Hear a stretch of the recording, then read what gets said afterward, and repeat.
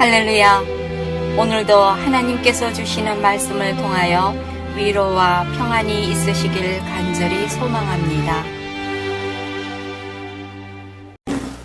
작년 8월 달에 1장 처음서부터 다 같이 공부하기 시작했었더라고요.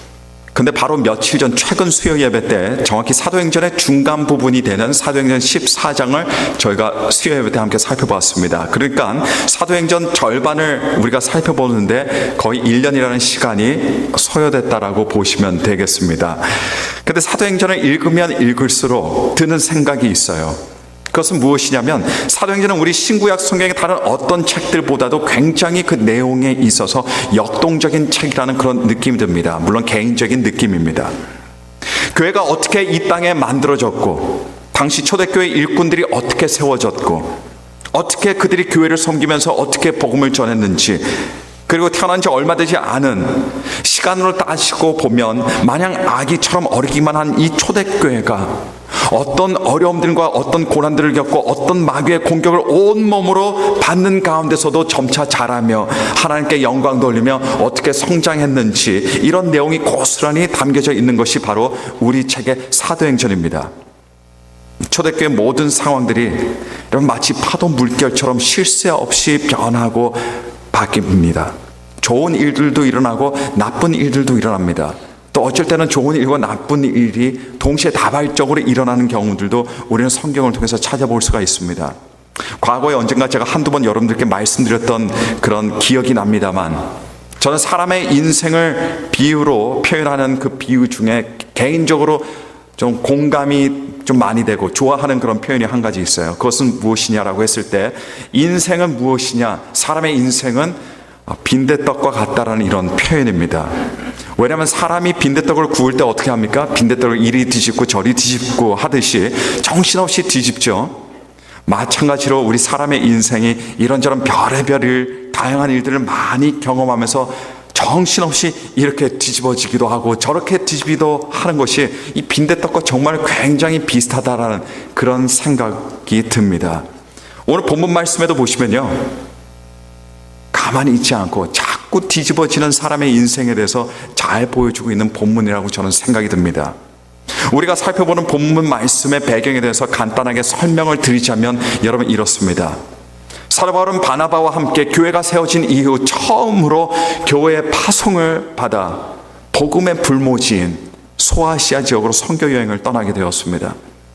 사도행전은 총 3개의 선교 여행들 또는 전도 여행들이라고 이렇게 부르기도 하는데요. 하여튼 이 3개의 여행들이 기록되어 있는데, 오늘 우리의 본문은 그 3개의 선교 여행들 중에 가장 처음 선교 여행, 그러니까 제1차 선교 여행 도중에 일어난 일을 기록하고 있습니다. 오늘 본문 말씀의 지리적 배경은 바로 루스드라라고 불리는 곳입니다. 사도 바울이 1차 선교 여행 중에 도착한 5번째 도시가 어디냐? 바로 이곳, 여기 루스드라라고 불리는 곳입니다. 루스드라라는 도시에 도착한 바울과 바나바는 본래 계획했던 대로 그곳에서 예수님의 복음을 왕성하게 활발하게 전했습니다. 근데 그들이 예수님의 복음을 전하던 그 자리에 나면서부터 서지도 못하고 걷지도 못하던 지체 장애인이 있었는데, 이 사람이 바울이 전하는 복음을 듣고는 자신도 구원을 받을 수 있구나, 진리가 있구나, 천국이 있구나라는 이 사실을 깨닫게 됐습니다. 큰 감동을 받고 감격을 받아 예수님을 믿고 예수님을 구세주로 모시기로 작정하는 일이 일어났습니다. 근데 바로 그때 사도 바울이 두 발을 쓰지 못하는 이 사람의 마음에 구원받을 만한 믿음이 있는 것을 보고는 큰 소리로 내 발로 바로 일어서라 라고 예수 그리스도의 이름으로 명하니, 이 사람이 앉아있던 자리에서 일어나 걷게 되고 뛰게 되는 그런 놀라운 기적이 일어나게 된 겁니다. 본래 그 자리에는 별 생각 없이 있던 사람들도 많았을 겁니다. 근데 모든 사람들이 깜짝 놀랍니다. 태어나면서부터 걷지도 못하던 이 지체 장애자가 걸어다니고 뛰는 기적을 목격한 사람들이 여러분 난리가 났습니다. 흥분한 군중들은 이 광경을 보거든요, 바울과 바나바를 신들이라고 생각을 했습니다. 왜냐하면 신들이 아니고서야 그런 일들을 행할 수 없다는 것을 이 사람들이 알았기 때문이었습니다. 그리고 바나바를 그리스 올림포스 12신들 중에 최고의 신인 제우스로 이렇게 생각했고, 바울을 언어를 만든 신이자 신들의 메시지를 인간들에게 전해주는 어떤 전령 역할을 하는 헤르메스 신으로 이렇게 생각한 겁니다. 물론 루스드라 백성들이 그렇게 생각한 데는 그 어떤 배경이 있어요. 그 이유는 이전에 루스드라에 이 두 신이 방문했었다는 전설이 전해져 내려오고 있었기 때문이었습니다. 전설에 의하면 제우스와 헤르메스가 어느 한날 볼품없는 여행자의 차림으로 루스드라에 왔었는데 아무도 그들을 맞이해 주지 않았습니다. 그리고 냉대를 일삼았는데 반면에 찢어지게 가난했던 한 노부부가 이들을 극진하게 잘 대접하자 이들이 큰 감명을 받아 노부부에게 큰 상급을 주고, 반면에 그들을 홀대한 죄악된 다른 사람들을 홍수로 멸망시켰다는 내용의 전설이 루스드라 사람들에게 굉장히 잘 알려진 그런 전설이었습니다. 그러다 보니까 바울과 바나바를 보고 어떻게 생각했냐, 바로 이 두 사람이 제우스와 헤르메스라고 생각한 겁니다. 다시 자기들의 도시를 재방문한 신들이라고 이렇게 착각하게 된 겁니다. 여러분, 그 순간에 바울과 바나바를 생각해 보면 어떻게 보면 참 인생의 가장 즐거운 때가 될 수가 있어요. 가장 기쁜 때가 될 수가 있습니다. 자신들이 예수님의 복음을 전하자 예수님을 영접하는 사람들이 나타났습니다. 뿐만 아니라 나면서부터 두 발을 쓰지 못하던 사람이 여러분 일어나서 걷기 시작하고 뛰어나는 기적이 일어났어요. 그러다 보니까 루스드라 사람들에게 바울과 바나바의 인기가 하늘을 찌르듯이 그렇게 올라갔습니다. 히딩크 감독이 이끄는 우리나라 월드컵 대표팀이 2002년 월드컵에서 4강에까지 올라갔을 때 히딩크 감독은요, 그야말로 한국의 영웅이 되었습니다. 그에 대한 칭찬이 쏟아지고 그에 대한 책들이 나오고, 심지어 히딩크가 한국의 대통령이 되어야 된다는 이런 목소리도 서슴없이 나오던 그런 때가 바로 2002년도 이맘때였습니다. 만약에 바울과 바나바가 오늘날 현대 시대의 사람이었다면 분명히 루스드라에서는 바울과 바나바의 자서전을 출판하려고 했을 거예요. 각종 토크쇼나 연예방송 프로그램에 초대되고, 그리고 그들이야말로 루스드라를 이끌고 나가야 하는 새로운 시대에 새로운 주역들, 새로운 리더들로 세워져야 한다는 그런 말들이 충분히 나오고도 남았을 겁니다. 2000년 전에 루스드라에서 나면서부터 걷지 못하던 지체장애인을 하나님의 능력으로 바울과 바나바가 고치는 바로 그 순간에 그들은 어떤 사람이 되었습니까? 어떤 존재가 되었습니까? 바로 그 도시의 슈퍼스타가 되었습니다. 그들의 인기가 어느 정도냐, 루스드라 사람들이 그들을 신들로 생각하고 그 두 사람을 신들로 떠받들어 섬길 정도로 바울과 바나바는 한순간에 대단한 사람들이 되어버린 겁니다. 그러니 바울과 바나바에게 있어서 그 순간은 어떤 순간이에요? 굉장히 좋은 순간입니다. 좋은 상황입니다. 모든 사람들이 그들에게 호의적입니다. 그들에게 굉장히 큰 관심을 갖게 되었습니다. 그들을 칭송합니다. 그들을 찬양합니다. 그들을 경배합니다. 그들의 말 한마디에 루스드라 사람들은 누구라도 그리고 무엇이라도 다 할 수 있을 것 같은 그런 기세입니다. 여러분, 우리의 인생에 있어서도 이럴 때가 있을 수가 있어요. 아니, 어쩌면 우리들은 바로 우리 인생의 이런 순간을 위해서 살아갈지도 모릅니다. 바로 이런 인생의 정점을 위해서 지금 열심히 노력하며, 열심히 땀 흘리며, 열심히 공부하며, 열심히 훈련하고 있는지 모릅니다. 사업이든지 공부라든지 무엇이든지 잘 풀리는 때가 있어요. 사회에서 좋은 직업을 갖고 승승장구를 하는 때도 있을 수 있습니다. 사람들이 우리를 높여주고 사람들의 칭송과 칭찬이 쏟아지는 그런 때도 여러분 있을 수가 있습니다. 그 정도까지는 아니더라도 우리 인생에 참 기분 좋고 따뜻한 햇살이 쏟아지는 또는 깃드는 그런 때가 있을 수 있습니다. 인생에 큰 어려움 없이 평안하고 자기 삶이 탄탄대로처럼 느껴지는 때가 있습니다. 그런데 여러분, 그런 순간이 어떤 순간인 줄 아십니까? 참 달콤하지만 그런 치명적인 독사의 유혹 앞에 서게 되는 순간들이 됩니다. 내가 지금 별 문제 없이 잘 되는 것은 내가 열심히 했기 때문에,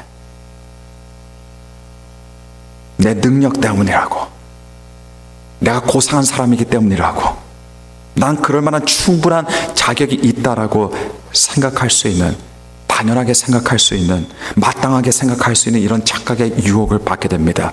오늘 제가 말씀드리고 싶은 것들이 두 가지가 있습니다. 그중 하나가 무엇이냐면, 우리가 우리 인생의 정점에 올라가 있을 때라든지, 아니면 우리 인생에서 별 어려움 없이 평안하고 별 문제가 없는 그 순간에 여러분 언제나 달콤하지만 그러나 치명적인 유혹들을 받게 됩니다. 여러분, 사람이 언제 하나님을 잊습니까? 바로 그런 순간에 하나님을 잊습니다. 하나님을 잊어버리려고 하는 유혹이 우리에게 찾아옵니다. 하나님께서 우리들에게 주신 사명이 있지만 그 사명에 무관심해지도록 하는 그런 유혹이 있습니다. 사람들의 칭송과 칭찬에 나도 모르게 내 자신이 올라가고 높아지는 그런 유혹을 받는 그 자리입니다. 그런 유혹을 받게 되는데, 그런 달콤한 유혹의 자리에서 반드시 드러나는 것이 있습니다. 바로 그런 순간에 내가 정말 누구인지, 나의 실제 모습이 여실없이 드러나게 되는 그런 순간이 되는 겁니다.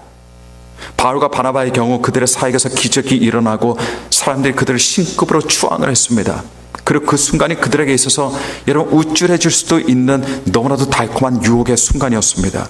이렇게 보면 바울과 바나바는 단순히 발을 못 쓰고 어떤 그런 사람 앞에 있던 것이 아니었습니다. 군중들 앞에 서 있던 것이 아니었어요. 그들은 달콤한 유혹 앞에 세워지게 되었던 겁니다. 사람들은 비행기 타는 것에 대해서 이런 두려움은 다 조금씩은 가지고 있다라고 저는 봅니다. 그래서 비행기 타는 순간만 되면 이 비행기가 떨어지면 어떡하지? 이 비행기 사고가 나면 어떡하지? 이런 마음들이 다 조금씩 들어요.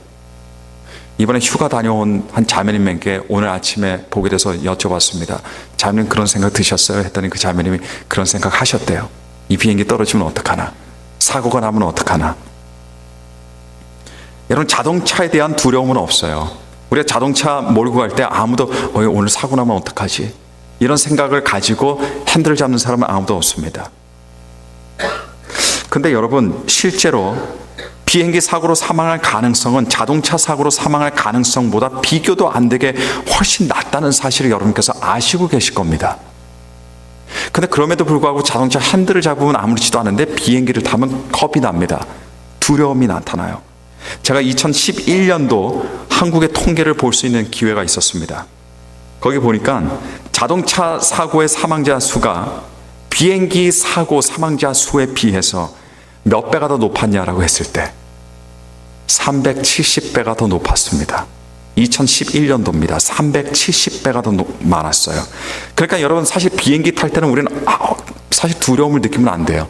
오히려 우리가 자동차를 탈 때 우리 마음에 두려움이 일어나야 돼요. 왜냐하면 비행기를 탈 때보다 370배나 우리의 사망률이 올라가기 때문에 그렇습니다. 마찬가지입니다, 여러분. 일반적으로 사람들은 고난이 있는 인생의 그 낮은 곳에서 바로 믿음의 길에서 뒤로 물러나고 쓰러진다라고 생각하는 경향이 많습니다.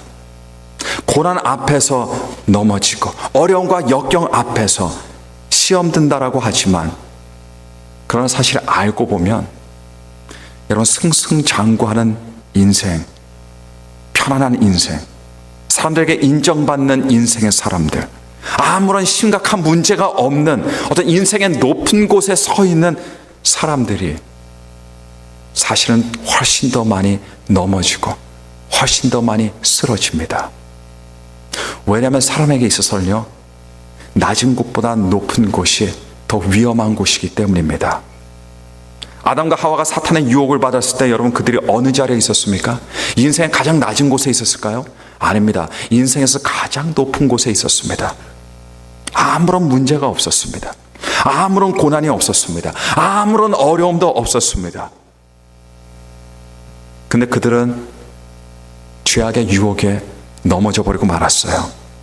사탄이 뱀의 형상으로 그들을 찾아왔는데도 그들은 사탄을 알아보지 못했습니다.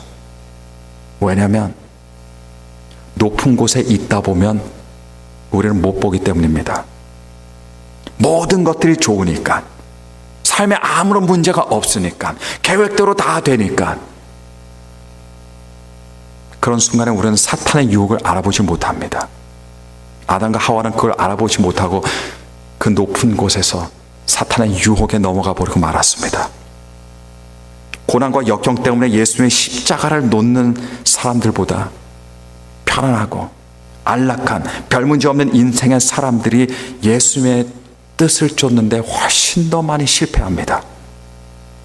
근데 문제는 뭐냐? 자기가 실패도 실패했다는 걸 모르고 살아갑니다. 그곳이 바로 우리 인생의 높은 곳입니다. 그곳에서 예수님을 등지게 됩니다. 그곳에서 하나님께서 주신 거룩한 성도들의 사명들을 다 잊어버리고 살아갑니다. 그곳이 어떤 곳이라고요? 높은 곳입니다. 문제가 없는 곳입니다. 그래서 교회를 다녀도 하나님에 대한 열정은 없습니다.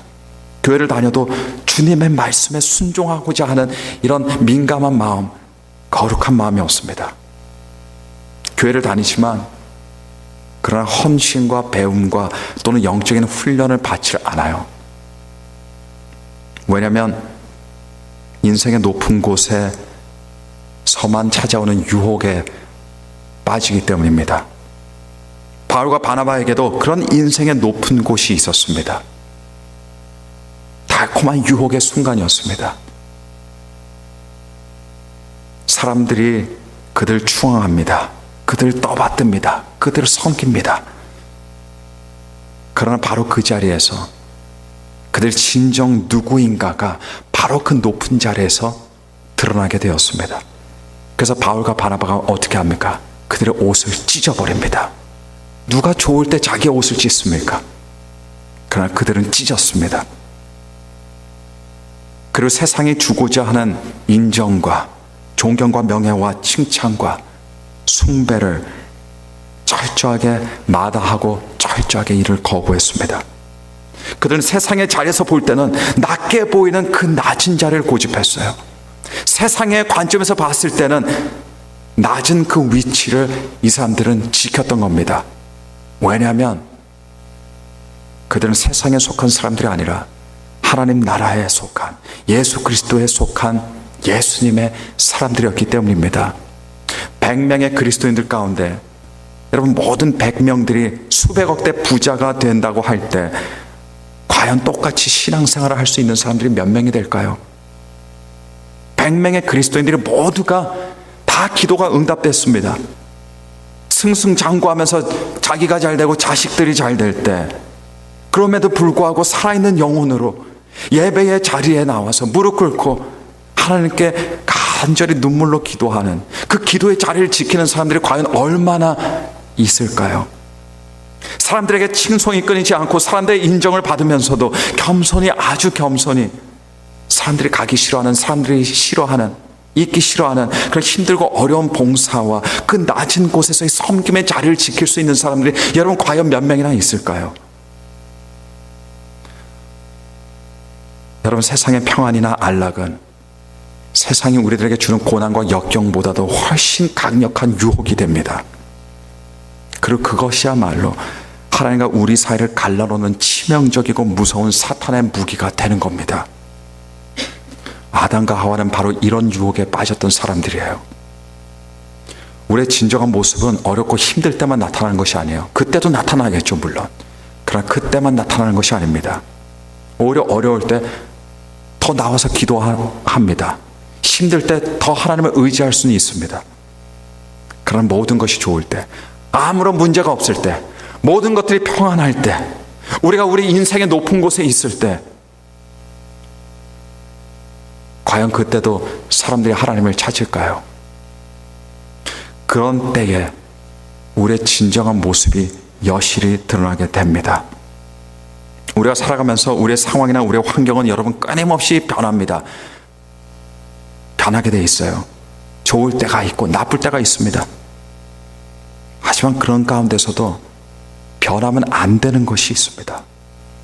그것은 바로 하나님을 향한 우리의 사랑입니다. 우리가 이 세상에 속하지 않고 하나님께 속한 하나님 자녀로서의 우리의 모습입니다. 어느 순간에도 여러분 인생의 높은 곳에 있을 때든지 아니면 가장 힘들 때든지 가장 낮은 곳에 있을 때든지 여러분 하나님의 눈앞에 아름다운 하나님의 자녀의 모습이 여러분들에게 드러나기를 예수 그리스도 이름으로 간절히 축원합니다. 저는 말씀을 시작할 때 우리 사람의 인생이 이리 뒤집혔다가 저리 뒤집히는 빈대떡 같다라고 이렇게 말씀을 드렸었어요. 근데 그 특징이 우리가 지금 살펴보는 본문에 사실 그대로 반영이 되고 있습니다. 바울과 바나바의 복음 전파 뒤에 놀라운 기적이 일어났습니다. 놀라운 성공이었습니다. 그리고 그 기적을 목격한 모든 사람들이 바울과 바나바를 추앙했어요. 근데 순식간에 여러분 빈대떡이 뒤집히듯이 그들의 상황도 180도 뒤집혀버리고 말았습니다. 바울과 바나바가 루스드라에 당도하기 전에 복음을 전하며 지나갔던 그 도시들에 거주하던 유대인들이 바울과 바나바에게 앙심을 품고는 바울과 바나바가 있는 루스드라에 몰려왔습니다. 그리고 무리를 충동하기 시작했습니다. 온갖 중상모략과 비방으로 무리들의 마음을 얻고는 그리고 바울을 죽이기 위해서 바울에게 돌질을 했어요. 서슴지 않고 바울을 돌로 쳤습니다. 언제까지 돌로 쳤냐? 바울이 죽은 줄로 확신할 때까지 바울을 돌로 쳤습니다. 그러고 나서 시체처럼 정신을 잃고 쭉 늘어져 있던, 엎어져 있던 이 바울을 죽은 줄로 생각하고는 이 몸을 끌어다가 도시 바깥으로 던져버리고 만 겁니다. 바로 얼마 전까지만 하더라도 사람들의 칭송을 받고 경배까지 받았던 바울이 지금은 어떻습니까? 사람들에게 억울하게 돌질을 당했습니다. 억울한 개죽음까지도 당할 뻔한 완전히 역전된 상황을 경험을 했습니다. 여러분, 인생에서 어떤 일들이 어떻게 일어날지 그것은 아무도 몰라요. 좋은 일이 있다가도 나쁜 일이 생깁니다. 나쁜 일이 있다가도 좋은 일이 생기는 것이 인생입니다. 근데 자신의 인생에 매번 다가오는 고난들도 가만히 보면요, 이 고난들도 매번마다 달라요. 고난과 역경들이 아주 변화무쌍합니다. 그래서 고난이 다가올 때마다 자기에게 불어닥치는 고난들이 굉장히 다르게 느껴집니다. 고난이나 역경이 올 때 처음 맞이하는 것도 아님에도 불구하고, 누구나가 한번 고난의 순간은 맞이했었음에도 불구하고 똑같이 사람의 마음에 겁과 두려움이 생깁니다. 처음 경험한 사람처럼. 그리고 이렇게 생각합니다. 아, 이번에는 좀 다르다. 이번에는 힘들다. 이번에는 잘 해결될 수 있을까? 그런데 이런 상황에서 우리가 반드시 기억해야 할 것이 한 가지가 있습니다. 인생에서 닥치는 고난과 역경들과 어려움들이 늘 다른 모양으로 우리의 인생에 다가올지라도, 그러나 그것이 중요한 것이 아니라는 겁니다. 이번 고난은 그 세기가 더 강하다든가 아니면 그 기간이 더 길다든가 하는 것, 이런 것들이 중요한 것이 아닙니다. 여러분, 정말 중요한 것은 고난이 어떤 형태로 우리들에게 오고 어떤 방식으로 오든 간에 우리들에게 중요한 것은 무엇이냐? 하나님께서 변하시지 않으신다는 것, 이것이 우리들에겐 중요한 겁니다. 고난과 어려움들이 늘 다른 모습으로 우리의 인생에 찾아올지라도 그러나 하나님이 변하시지 않으시기 때문에 우리의 소망이 변하지 않습니다. 역경이 이전과는 다른 더 무서운 역경이다 하더라도, 그렇게 느껴진다 하더라도 저와 여러분들 향한 그런 그 하나님의 사랑은 변하지 않습니다. 이번에 나에게 닥치는 환난이 나의 모든 것들을 다 뺏어갈 것 같은 그런 것처럼 보인다 할지라도, 그러나 정말 중요한 것은 우리에게 부어주시는 하나님의 은혜가 단 하나도 달라지지 않는다는 겁니다. 고린도후서 1장 10절을 보시면 여러분, 이런 말씀이 있습니다. 그가 하나님입니다. 이같이 큰 사망에서 우리를 건지셨고 또 건지실 것이며 이후에도 건지시기를 그에게 바라노라. 인생의 길을 걷던 사도 바울에게 시시때때도 아닙니다. 수시로 인생의 고난과 어려움들이 그를 찾아왔습니다. 그것도 늘 다른 형태로, 다른 모습으로, 다른 모양으로 사도 바울을 찾아왔습니다. 하지만 사도 바울에게는 그것이 중요한 것이 아니었어요. 그에게 중요한 것은 자꾸 다른 형태로, 다른 모양으로 오는 고난이나 어려움이 아니라 언제든지 변하시지 않으시는 하나님의 사랑과 하나님의 은혜와 하나님의 자비와 늘 똑같이 부어주시는 하나님의 긍휼하심이 여러분, 그에게 중요했다는 겁니다. 예전에도 큰 위험에서 자신을 건지셨던 하나님께서 지금도 변함없이 건져주실 것이고 앞으로도 똑같은 능력과 은혜로 건져주실 것이라는 이런 확신이 있었다는 겁니다.